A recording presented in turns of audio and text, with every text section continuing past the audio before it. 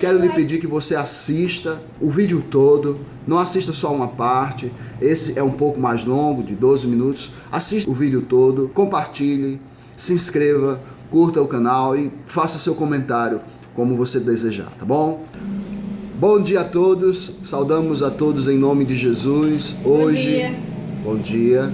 Hoje, bom dia. Bom dia. Eu estou aqui com meus filhos e com minha esposa e hoje nós estamos meditando sobre a Páscoa e já fizemos nossa leitura bíblica, que foi em Êxodo, capítulo 12, do verso 1 ao 51. Você pode estar lendo aí na sua casa, tá bom? E você pode também estar cantando ao Senhor um hino aí na sua casa. O hino Jesus Me Quer Bem, de número 359, e também Louvores Sem Fim, de número 38. Você pode então estar cantando ao Senhor, louvando esses dois cânticos. Aí você dá pausa e depois então você continua ouvindo o nosso estudo em Êxodo 12, de 1 a 51. Vejam bem, meus irmãos, o povo de Deus, os hebreus, os judeus, a nação de Israel, eles estavam ali no Egito, na terra de Gósen.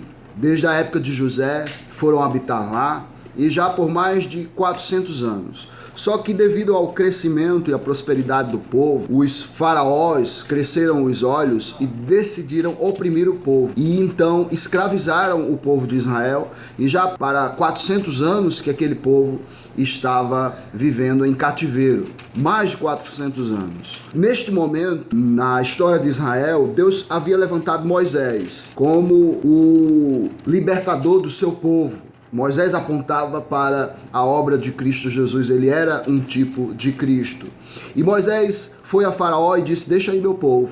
Faraó endureceu o coração, Deus havia endurecido o coração de Faraó e então não deixou ir. E Deus enviou 10 pragas sobre o Egito. E essa é a última praga, ela acontece justamente para glorificar o nome do Senhor, a Páscoa do Senhor. A palavra Páscoa quer dizer passagem, passar por cima. Então essa passagem ela é marcada pela passagem do anjo da morte. Deus é aquele que mata e é aquele que dá vida. Ele é aquele que salva e ele é aquele que condena. Ele é aquele que abençoa e ele é aquele que também amaldiçoa. Deus então decide condenar aos egípcios com esta maldição, a morte de todos os primogênitos do Egito. E naquele dia, no dia da Páscoa, foi marcado pela morte dos primogênitos do Egito. Se você calcular que ali haveria mais de 2 milhões entre o povo de Israel que sai do Egito, que naquela noite é levado pelo Senhor para a terra prometida, para Canaã. Então, se você imaginar que os egípcios eram talvez em mesmo número ou maior do que o número do povo de Israel,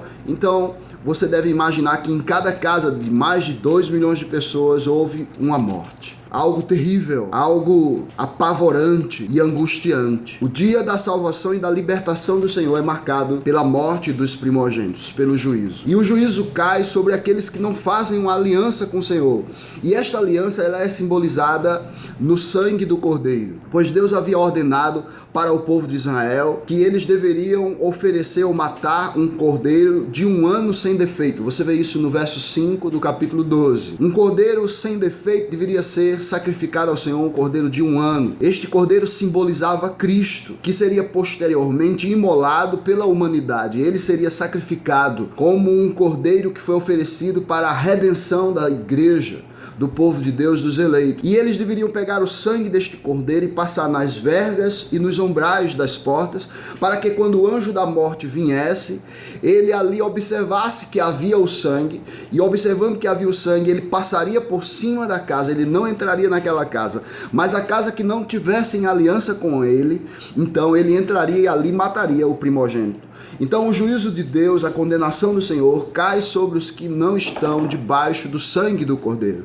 Essa é a revelação que temos em Êxodo capítulo 12, no dia da Páscoa. Na Páscoa devemos nos lembrar que Deus é o Deus dos pactos, que Ele faz uma aliança com o seu povo e que Ele é o Deus também do juízo, da guerra. Ele é aquele que mata, Ele é aquele que dá vida.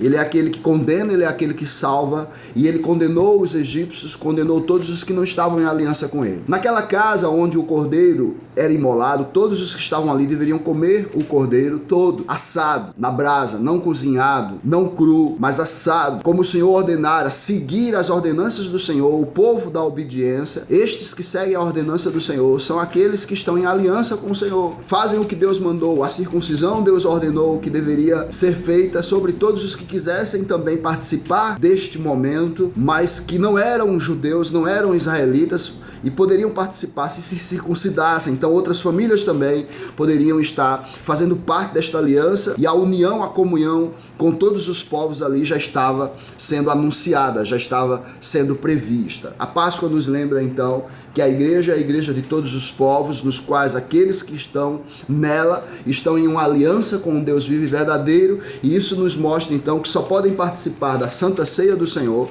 os que estão em aliança com Ele. Hoje não nos circuncidamos mais na carne, há uma circuncisão no coração, mas nós também demonstramos externamente que temos uma aliança com o Senhor, e isso fazemos por meio do batismo. Batizamos nossas crianças, porque as crianças também eram incluídas na aliança por meio da circuncisão, com 8 dias de nascido. Então, por meio do batismo, nós estamos incluídos na aliança, e todos podem então comer do cordeiro ou participar da mesa do Senhor para comer o pão e beber o vinho, ou seja, a carne de Cristo. Ele é a verdadeira comida, e o seu sangue, que é a verdadeira bebida, e quem comer desta carne e deste sangue tem a vida eterna. Então, a Páscoa nos lembra destas realidades, nos aponta para estas grandes verdades. Mas há outras coisas que estávamos pensando sobre a Páscoa.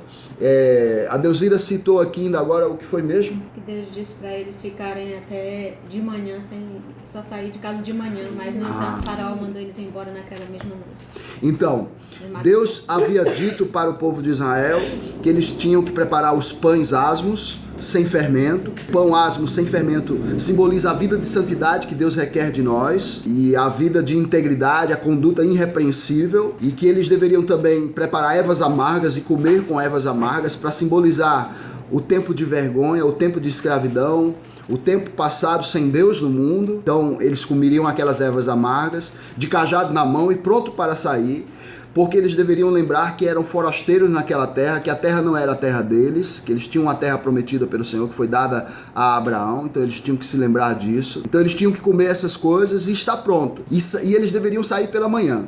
Só que as coisas, quando vivemos com relação a Deus, precisamos estar preparados para o inesperado.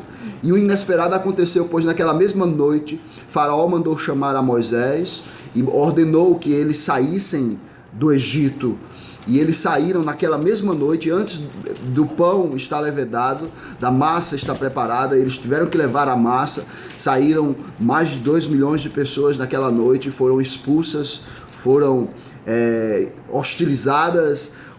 Os egípcios deram joias, deram ouro, deram prata, deram coisas preciosas a eles como despojo, como recompensa pelos anos de escravidão que eles haviam passado ali, e eles foram então embora.